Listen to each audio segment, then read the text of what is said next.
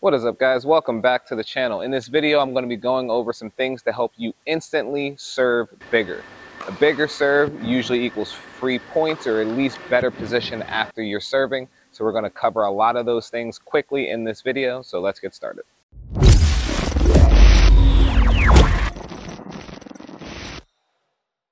And before we get started, guys, make sure that when you start these exercises, you do some type of proper warm-up, because there's a lot of high stress mechanics that are going to be in this one. I want you guys to make sure nobody gets hurt and blames it on me. So the three things I want you to do is warm up your shoulder, your core, and your legs properly. Do whatever version of it works for you. Most people have their own routine, but do not skip that when you're working out.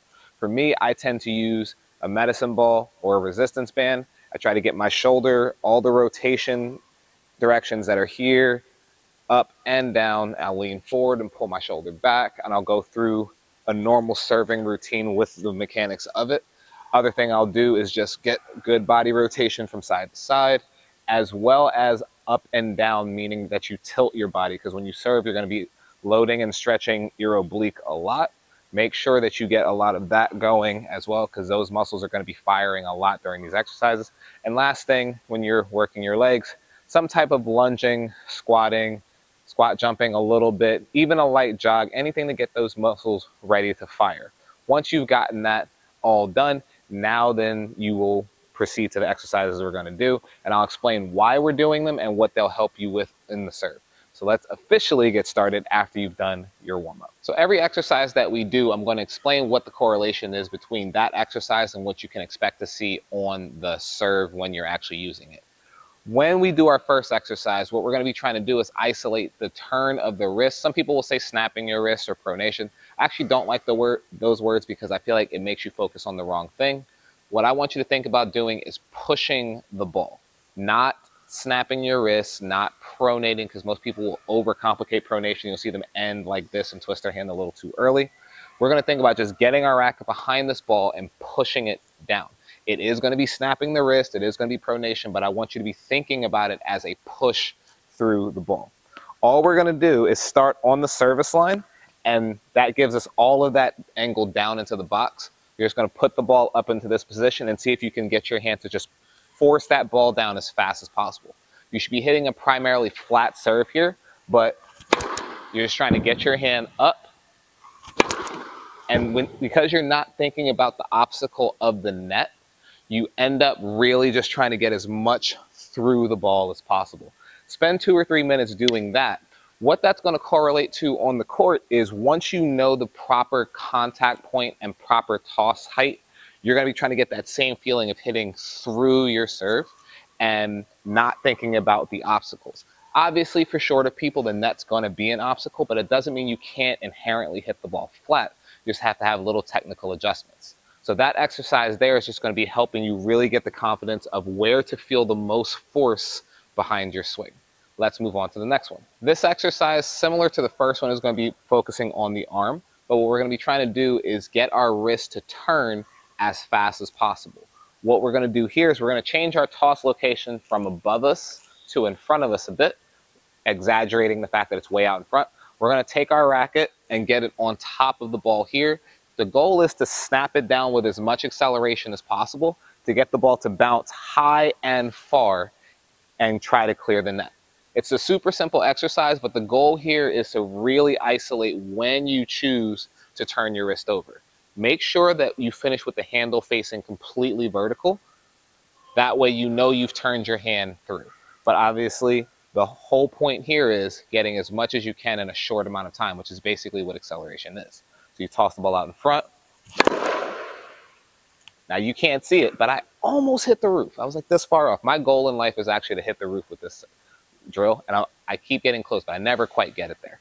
Actually, you know what? I'm going to change the angle just for you guys. My goal is to get it up there.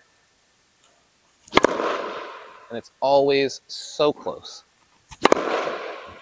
So bringing it back down to the floor, as you can see, my whole goal here is just to turn my wrist over. Big motion, same serve mechanic, but the toss is so far out in front that I have to delay that acceleration of the wrist until I get to here, then we flip it over. Let's move on. So working our way down the body, we're now going to do something that focuses on the core. Now, the main goal of the core is going to be to contract into the serve or build body rotation and tension when moving away. This one's going to be about moving away. The reason why we want to move away from the toss is that gives us a lot of runway to build acceleration and speed into the serve. Even if you're the fastest swinger of the racket, if I only have this much distance to build speed, I can't really get a lot out of it. So the more distance you give yourself between where you start and your inevitable contact point, you're going to end up with more time to hit the ball hard. Here's what the next drill is. We're going to toss the ball up and build as much tension this way as possible. Don't even worry about getting the serve into the court. We're just trying to work on feeling that tension in the court. So you toss it here, turn, and then swing. Again, tossing away, getting your body really tilted here, and then firing through. One last time, away, and then through. Remember, the goal is not to make the serve. Your goal is to be comfortable leaving the contact and then coming back to it from here. This one I wouldn't recommend doing a ton of times because it does start to fatigue the core, and you might end up feeling some things in like weird places that you don't usually feel.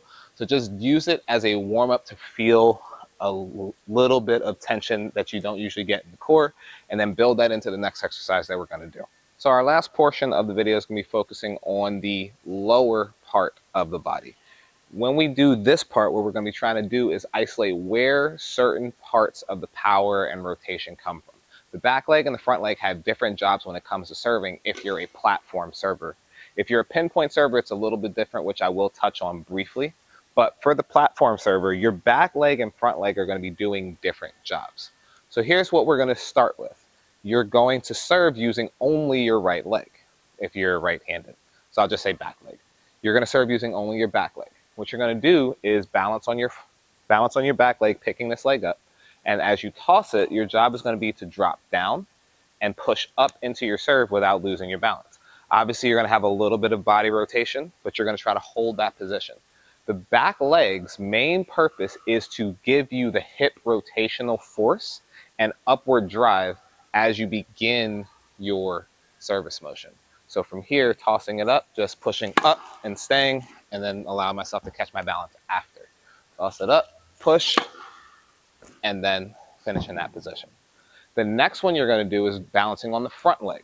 The front leg is going to be used for finishing your rotational force, but also allowing your obliques and your core to be activated, because as you toss and you go to swing, the contraction happens on this side. You're going to bring your body down into this catching position, which I always just kind of say like a little flamingo thing, but most people call it like the runner's position.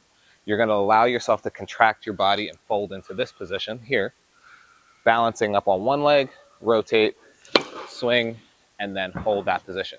You can see me engaging a lot more here than on the first one, whereas on the first one I was mainly focusing on driving my shoulder up and driving my hip and connecting that chain. On the left leg or the front leg, now there's a lot more upper body connected to the lower body. The last one you're going to do is a fun one. You're just going to try to coordinate going from one leg to the other. So, put simply, you balance on one leg, toss the ball in front of you, swing, and then combine both motions. So from here, tossing, stepping, and then leading through. You want to hit the ball when transitioning from one leg to the other. You don't want to go step and then swing. You want to make sure that momentum continues from the back leg out to the front leg, and then you finish in that position. So that foot drill that I just did can be used when you're a pinpoint server, but the only difference that I'm going to highlight is when you are a pinpoint server, your feet are going to end up close together, which means one of these things is going to become a little bit more canceled out. The answer to which one is it is going to be your back leg gets canceled out. Your back leg drives your force forward, but because you're dragging yourself in, you're already creating that forward momentum, and now both legs are going to do essentially the same job of driving you up into the serve because your momentum's already cascading into the court. So looking at it from the side, if you're a pinpoint server, as you put your feet together, your body weight's already continuing that way, so you don't need a leg actively behind you to drive you into the court since you've already started your momentum. So what you're still going to want to practice is practicing on the front leg of getting the body to go through the rotational part of the serve. So wrapping this up, your last job is going to be to incrementally incorporate one piece of your body at a time until you've connected the whole chain. Notice that we started at the top and then we worked our way down. So the first thing you're going to do is try to serve with a good amount of acceleration, incorporating the stuff that we did in the first part of the series. We're going to try and get a good amount of force from turning our hand through, bringing our arm all the way out, getting that extension through. And all I'm going to do is try to get as much force out of that swing by itself. Now, obviously, you have to rotate your body a little bit, but there wasn't a huge load of energy coming from the lower body and from the core. It's just toss and bring as much as I can from just that right there. The next part is going to be, as I toss it, still trying to swing hard, but allow my body to just rotate away from the serve a little more, incorporating the core and allow myself to tilt. So going from here, just feel that acceleration all the way through. And here's something that you may have noticed. I hit the net. As you start going faster, that means your motion is going to take less time to complete. So you have to make sure that you're adjusting your timing so that you're not swinging so fast that you end up farther ahead in the motion than you usually are. If you're a slow server, by the time the ball gets there, you're probably only at your apex of your contact. But if you're swinging faster without adjusting it, you might actually be in this part of your swing because you're starting to get through the motion faster. Finally, putting into it the last part where we add in the legs and the mechanics of them, you're going to want to go through that whole loaded position, increase the distance between where you start and where you are going to finish, and then focus on using your back leg first. When you go to drive, you're going to drive that hip through, the shoulders and everything are going to follow, and that's going to increase your acceleration even further, which should result in whatever your average speed is increasing. Your body's like a whip. The fastest part of a whip is always going to be the edge that is at the far end. Everything else just flexes and allows the tip of it to accelerate even more. That's why you hear that little crack at the end of it, because that's the fastest part of a whip. So if everything in your body allows the racket to accelerate at its fastest point, anytime you break that chain by, let's say, tightening up your core, even though you're pushing your legs really hard, all that's going to result in the racket slowing down. So everything has to still have some fluid motion to it when you actually get to your contact. Firing everything in a line is going to result in you actually being able to fire out really fast and with minimal exertion of one piece of your body over another. I didn't try to swing super hard. I just engaged more muscles and more links in the chain to get this racket to be moving at its fastest point. But that's going to wrap up today's video, guys. I hope it was helpful. I hope it wasn't too convoluted or too confusing.